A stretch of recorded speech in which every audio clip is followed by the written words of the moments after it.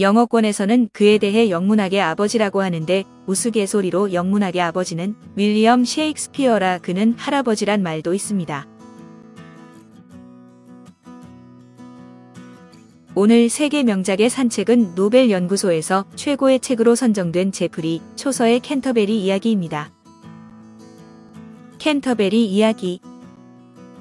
캔터베리 이야기는 14세기 영국 제프리 초서가 집필한 영어로 인쇄된 최초의 이야기책인데 헨리 2세에게 암살된 캔터베리 대주교 토머스 베켓을 기리는 성지 순례가 배경입니다. 런던에서 캔터베리 대성당으로 가는 30여 명의 길손이 있는데 우연히 한 일행이 되어 서더크의 타바드 여관에 모이게 됩니다. 여관 주인이 여행길에 적적하니 가는 길에 2번, 오는 길에 2번씩 한 사람이 모두 4번의 이야기를 하고 가장 훌륭한 이야기를 한 사람에게 공짜로 저녁을 제공하는 내기를 제안해 시합이 벌어지게 됩니다. 중세 영국 이야기 문학의 대표작으로 손꼽히는 걸작으로 1380년도에 집필을 시작해 1400년 초서가 사망해 미완의 명작으로 남았는데 수백 년간 학자들의 노력으로 개수와 편집을 거쳐 80여 판이 나왔습니다. 중세 영어에 대한 지식은 물론 중세 역사, 종교, 문화에 해박해야 되며 무엇보다 원문이 운문이라 한국어로는 이 운율을 살리는 번역이 불가능한 단점 때문에 해방 이후 한국어 번역본이 3개밖에 없습니다. 당시 영국을 대표하는 인물들이 모두 등장하는데 여관에 모인 30여 명 중 귀족은 기사와 그의 아들뿐이며 나머지는 수도자, 면벌부, 판매인, 방앗간 주인, 법조인, 농부, 시종 등 중산층이나 하류층이었습니다. 그 당시 영국 사회를 구성하던 귀족, 가톨릭교회, 평민의 세 구조를 그대로 반영한 무리가 이들 순례객들인데 순례라는 큰 틀에 자잘하지만 간결한 이야기들을 풀어놓는 게 특징입니다. 구성면에선 데카메론의 영향을 강하게 받았는데 이야기 중에는 칭기즈칸이나 테세우스가 등장하는 등 역사나 신화를 소재로 한 이야기도 있습니다. 또한 설화 문학의 개척자로 평가받기도 하는데 말을 타고 가며 대화도 나누고 비판도 하고 칭찬도 하면서 자신을 드러내는 등의 개성 있는 개인이 등장합니다. 여관 주인의 내기에 따라 총 30명에게 4개씩의 이야기를 시켜 120개의 이야기를 만들려던 의도는 초서의 사망으로 22개의 완성된 이야기와 2개의 미완성 이야기에 24개 이야기만이 남았습니다. 당시 르네상스 부흥에서 뒤져있던 영국과는 달리 초서는 이탈리아와 프랑스의 외교관으로 돌아다니며 쌓은 경험을 캔터베리 이야기에 넣어 상당히 생생한 묘사로 인물들을 써넣었습니다. 게다가 일반적인 식자의 글과 달리 지배적 담론에 종속되지 않고 음담패설이 난무하는 통속적인 이야기를 하는 것이 높은 가치를 인정받고 있습니다. 여기서 잠깐 캔터베리 순례가 생기게 된 이유. 본래 헨리 2세는 토머스 베켓과 나라시를 의논할 정도로 그를 신뢰해서 테오발드 대주교가 죽자 베켓을 캔터베리 대주교로 임명합니다. 그런데 성직자의 태권 축소를 두고 토머스 베켓이 헨리 왕에게 반대하다 헨리 왕을 노하게 했고 결국 헨리 왕을 추종하는 기사들에게 살해당하고 맙니다. 이 사건으로 유럽 전체에서 난리가 났는데 사건 3년 뒤인 1173년엔 교황청이 베켓을 성인으로 시정하고 이후 300년 동안 캔터베리 순례식이 잉글랜드 전역에서 성행하게 되었습니다. 심지어 국왕도 베켓의 시성을 적극 지원했는데 성역에서 사제를 죽였다는 오명도 싣고 겸사겸사 몰려드는 순례객들을 통해 돈도 벌 수 있기 때문이었다고 합니다. 제프리 초서. 제프리 초서는 중세 영어로는 제프레이, 차우세르 또는 차우서르라고 불리는데 중세 잉글랜드의 작가, 철학자, 관료입니다. 영어권에서는 그에 대해 영문학의 아버지라고 하는데 우스갯소리로 영문학의 아버지는 윌리엄 셰익스피어라 그는 할아버지란 말도 있습니다. 기사가 있었지, 훌륭한 자였지. 말에 올라타는 첫 순간부터 그는 정중함, 진실과 명예, 자유와 공손함을 사랑했다네. 캔터베리 이야기 중에서 내가 그대에게 기쁨을 줄 수 있는 여인이라면 그대에게 오는 모든 고통을 환희로 대신해요. 그리고 그를 품고 안고 키스하기 시작했다. 트로일리스와 크리세이데 중에서 초서가 살았던 시기는 노르만 정복 이후 기존 앵글로색슨 계통의 상위 계층이 몰락하고 그 뒤 프랑스 지역을 정복하고 프랑스 라틴 문화에 동화된 노르만족 계통으로 대체된 이후의 잉글랜드입니다. 14세기까지는 노르만 정복 이후 도입된 유럽의 전형적인 봉건제가 확립되었으나 14세기에 들어 정치, 경제의 변혁으로 사회적 신분체계의 변화가 시작되어 젠틀이라 불리는 신흥 중간계층이 성장했습니다. 이 시기는 부질서에서 신질서로의 변화기로 어느 때보다도 사회가 혼란한 시기임과 동시에 민족의식이 태동하는 시기이자 교회가 무식, 태만 및 성직 매매 등으로 타락한 시기이기도 했습니다. 신흥 중간계층이란 전문직에 종사하는 재력 있는 서민계층에서 생겨난 용어로 귀족과 서민을 연결하는 개념인데 서민보다는 우월하나 귀족보단 아래로 서민이 상승할 수 있는 가능성을 지닌 계층입니다. 채선은 런던 노르만족 출신의 부유한 양조업자 아들로 태어났는데 그의 아버지와 할아버지를 거쳐 대대손손 양조업을 하던 가문이었습니다.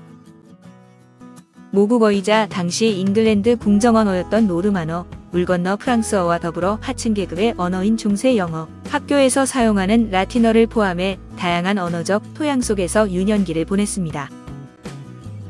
초서는 영어로 슈메이커를 뜻하는 프랑스어 쇼세어의 기원을 둔 성인데 이런 이름에서부터 노르만족 출신임을 나타냅니다.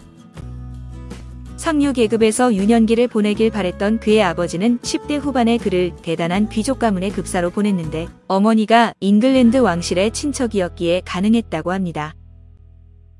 그곳에서 상류 계층의 예절과 접대 방식을 배우고 약간의 실무직도 겸하게 되는데 이를 계기로 프랑스, 잉글랜드, 스페인 등을 넘나들며 점차 잉글랜드 지배계급과 긴밀한 관계를 맺게 됩니다. 1359년 군인으로서 100년 전쟁에 종군했지만 프랑스군에게 포로로 잡히는데 잉글랜드 왕실의 힘으로 풀려난 바 이 일은 그의 입지가 얼마나 왕실 내부에서 중요했는지 알게 합니다. 그는 잉글랜드를 휩쓴 흑사병이라 일컬어지는 두 번에 걸친 재앙과 리처드 2세의 폐위에서도 혀를 내두르는 처세술과 인맥으로 살아남게 됩니다. 심지어 흑사병으로 인구가 급감해 세금 부담이 폭증함으로써 부과된 인두세 때문에 1381년에 일어난 와트 타일러의 난에서도 털끝 하나 안 다치고 살아남았다니 그야말로 생존왕이라고 할 수 있습니다. 당시 농민군은 런던 시내까지 진군해 세부담의 원흉으로 지목된 부유층과 귀족들, 왕의 측근을 살해해서 초서가 농민군에게 죽어도 전혀 이상하지 않았을 것입니다. 이후 천수를 다 누리고 잉글랜드 역대 국왕의 대관식 집전 교회당인 웨스트민스터 사원에 유해가 안치되었는데 운명할 당시 성당 경내에 살고 있었기 때문이라고 하네요. 그가 살았던 시기에 잉글랜드는 세 가지 언어가 통용되었는데 왕실 언어인 노르만어는 노르만족인 윌리엄 1세가 즉위한 이래 노르만계가 지배층이 되어 자연스럽게 왕실 및 귀족들의 언어로 정착했습니다. 앵글로 노르만어라고도 불린 이 언어는 북유럽계 바이킹족이었던 노르만족이 프랑스 지역을 점령한 뒤 프랑스 라틴 문화에 동화되어 형성된 변형 프랑스어였습니다. 또 하나인 라틴어는 당시 지식인들의 언어였으며 중세 영어는 하층민의 언어였는데 에드워드 3세가 고위층도 영어 좀 쓰고 의외도 영어를 쓰라는 칙령을 반포했는데 그 칙령도 앵글로 노르만어였다네요. 또 이례적으로 영어로 읽고 쓸 수도 있었던 헨리 5세가 다시 영어 진흥책을 추진하지만 이번에도 성과가 미미했고 고위층이 영어를 받아들인 것은 100년 전쟁에서 패해 유럽의 영토를 모두 잃은 후라네요. 노르만족이 잉글랜드에 동화되어 노르만어도 교회의 라틴어와 함께 현대 영어에 절대적 영향을 미쳤는데 고대 영어에 라틴어를 더하고 노르만어를 첨가하면 현대 영어가 완성된다는 소리도 있을 정도입니다. 당시 잉글랜드는 유럽의 변방이자 2등 국가였고 한창 문화의 꽃을 피우던 프랑스나 이탈리아의 문학 수준의 발끝에 때만도 못한 문학 수준을 갖춘 별볼일 없는 문화의 나라였습니다. 노르만 지배 이후 플랜테전의 지배기를 거쳐 노르만어가 잉글랜드의 공식어가 되어 거의 300년간 공식 문서에 노르만어가 사용된 바 중세 영어로 수려한 문학을 쓰기란 불가능에 가까웠습니다. 초기 그의 문학적인 관념은 하층 계급 언어였던 영어가 아닌 궁정에서 통용되는 프랑스 문학에 치우쳤는데 노르만족 출신이라 중세 영어보다는 프랑스 문학이 접근하기 더 쉬웠을 것입니다. 프랑스 문학을 영어로 번역하려는 시도까지 했을 정도인데 관례의 일환으로 종종 고위 계층을 찬양하는 시를 헌정에 올리기도 했습니다. 이탈리아로 긴 여행을 떠난 뒤에는 여러 문학을 접하며 꿈 형식의 장시를 쓰기도 했는데 이런 업적만으로도 충분히 위대한 시인으로 평가를 받습니다. 살아생전에 그는 프랑스 문학이나 라틴 번안 작품 등을 자신의 최고 작품으로 여겼지만 오늘날까지 그를 위대한 영문학인으로 칭송받게 하는 건 말년에 쓴 캔터베리 이야기입니다. 초서의 이야기는 여러 매체에 등장하는데 영화 기사 윌리엄에는 주인공을 소개하는 음유 시인으로 등장해 극한의 말솜씨를 뽐내지만 영화에선 도박 중독자가 되어 있습니다. 벼락치기 기사인 윌리엄을 예루살렘의 이슬람 세력을 물리치고 이탈리아에서 이름을 날리며 1년간 무건수행한 먼치킨으로 둔갑시키며 각 지역의 그럴듯한 에피소드를 덧붙이기까지 합니다. 기사 윌리엄은 제프리 초서의 기사 이야기가 모티브인데 영화에서는 초서가 자신의 목격담과 경험담을 통해 기사 이야기를 집필했다고 나옵니다. 영화 속 초서는 실존 인물과 동명이인이라고 봐도 될 정도로 각색되었지만 중세 서양 문학사에서 따온 뒤에 현대적 감각의 퓨전 사극으로 절묘하게 엮어 아주 허무맹랑하지도 않습니다. 여기서 잠깐 캔터베리 이야기 원본 맛보기. 앞에서 이야기한 것처럼 캔터베리 이야기는 중세 영어 운문으로 쓰여진 것으로 현대 사람은 거의 해석이 불가능하다고 할 수 있습니다. 여기서 맛보기로 하버드 대학교 프로젝트 팀이 운율을 그대로 살려 현대 영어로 번역한 것 중 기사 이야기의 첫 부분을 잠시 소개해드리도록 하겠습니다. Once, as old histories tell us, there was a duke who was called Theseus. He was lord and governor of Athens, and in his time such a conqueror, that there was no one greater under the sun. Very many a powerful country had he won. What with his wisdom and his chivalry, he conquered all the land of the Amazons that once was called Scythia, and wedded the queen Hippolyta, and brought her home with him into his country, with much glory and great ceremony. 이야기를 통해 보는 중세 영국 사회의 단면. 캔터베리 이야기는 순례와 이야기 게임이라는 큰 틀을 갖고 있는데 다양한 신분과 직종의 사람들이 한자리에 모일 수 있는 계기가 순례 외에 드물어 이 여정을 인생의 은유로 보는 것이 적절합니다. 또한 이야기 게임은 다양한 화자가 가장 유익하고 재미있는 이야기를 할 수 있는 계기를 마련해주고 순례자들 사이에 경쟁적인 관계를 유발합니다. 캔터베리 이야기의 형식 중 두드러지는 것은 이야기 속의 이야기 형식을 갖춘 것인데 이야기 게임 중간에 순례자 사이에 벌어지는 언쟁과 소동 등이 24개의 이야기를 연결시켜줍니다. 이런 액자형 서사는 보카치오의 데카메론이 대표적으로 오래된 전통을 갖는데 각 이야기는 개별적으로 읽힐 수 있고 소재는 섹스, 욕정, 탐욕, 질투, 속임수, 어리석음, 결혼, 부정, 교회의 구패 등입니다. 캔터베리 이야기는 중세 영국 사회의 단면을 보여주는 작품인데 요리사, 목수, 방앗간 주인, 교구 신부, 수녀원장, 면죄사, 변호사, 상인, 대학생, 의사 등 중산 계층의 부상을 반영합니다. 또한 각 인물은 특정 직종이나 계층을 대표하는 개인이지만 사실적 묘사는 각 인물의 개별적 특징이나 약점을 부각시키고 있어 작품 전체의 사실주의적인 색채를 강화합니다.